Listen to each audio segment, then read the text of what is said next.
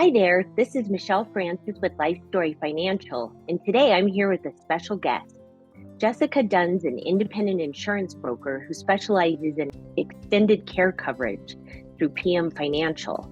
I'm going to interview her today about what you need to know about long-term care insurance. Thanks so much for joining me, Jess. Thanks for having me, Michelle. So to start off with, what is long-term care?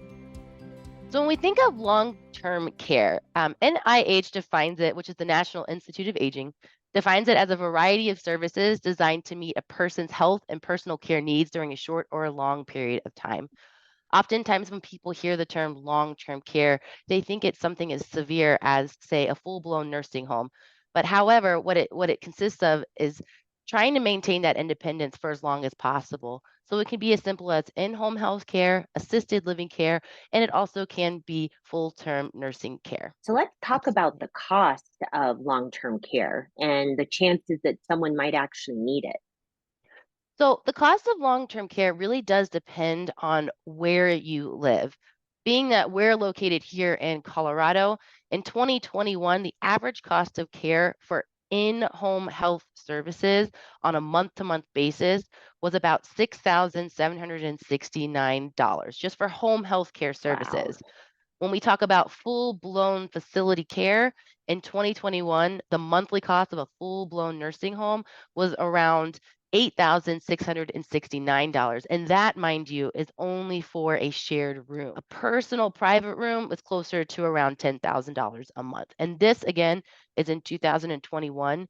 Inflation shows that these rates are going up about 3% per year on average. The other Wow. question that you mentioned, Michelle, is how frequently is it being used or what's the likelihood of someone needing it? Medicare actually has written in their Medicare and You booklet year to year, showing that 70% of people 65 and over at some point will need some form of care um, that constitutes as long-term or custodial care. So when Medicare is saying 70% chance that it's going to be needed, we highly encourage that people not ignore it and have a conversation about it. Good to know. So something that some of my clients ask is, can't someone go on Medicaid if they end up needing long-term care? Medicaid, or also known as the Medicaid spin down, is a viable option. However, if you have the opportunity to give your loved ones or to give that money that you work so hard for to someone other than the state, we want to make sure people are aware of those options. But when we talk about that Medicaid spin down, that's more of a reactionary point where something's already happened. You're having to go right into paying out of pocket for care that you need to have that your health insurance simply will not cover.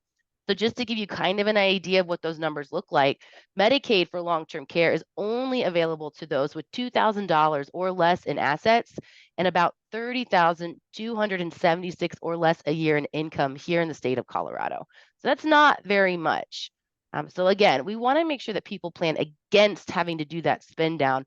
There are so many ways that people can offset that cost.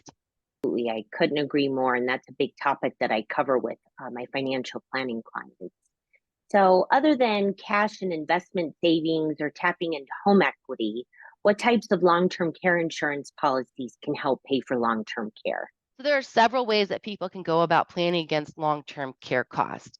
The most common or most well-known, I should say, not necessarily common these days, but the more well-known way to go about planning against long-term care costs is your traditional long-term care insurance policy.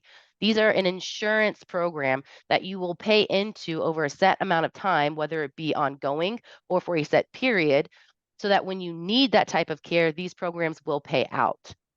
Today's day and age, there are many different ways that people can plan against that cost without going your traditional long-term care insurance policy route. People can utilize things like life insurance programs or cash values. People can use financial vehicles such as annuities that are specifically made to help pay for an event where a need for long-term care comes about.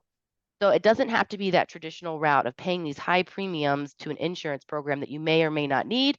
It can also be through other outlets. That's great. Yeah, because a lot of times when I'm talking to clients, they're not wild about the use it or lose it aspect of a traditional policy Hmm. and have a lot of interest in learning about other policies from folks like you. Can you describe some of the most common features and benefits that you can customize in a long-term care insurance policy? Absolutely. So there are several different factors and features that go into building a long-term care policy. What I want to start with before we even go into that is these programs are built based on your needs and your budget and your finances. So it's not a one size fits all. But the generic answer to that question would be most all long-term care policies have what's called coverage amounts and durations, meaning the amount that Mhm. it will pay out per month, per day, or per year or per week. It also has a duration of so many days on those policies.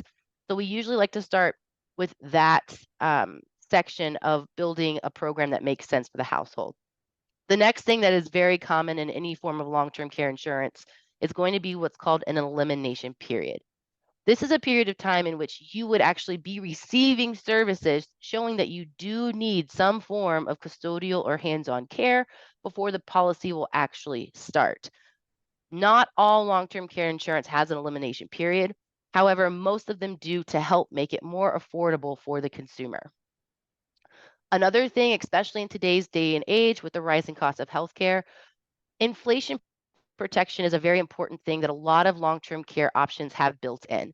Inflation protection basically means that your policy is increasing in benefit as the cost in care rises. So it's keeping up with that inflation rate. When we talk about inflation protection, again, depending on the need and depending on the budget, it's a conversation whether or not it's it's appropriate at the time of getting those programs in place. So those are the three big things that come into play when we talk about building a well-rounded extended care program or long-term care plan.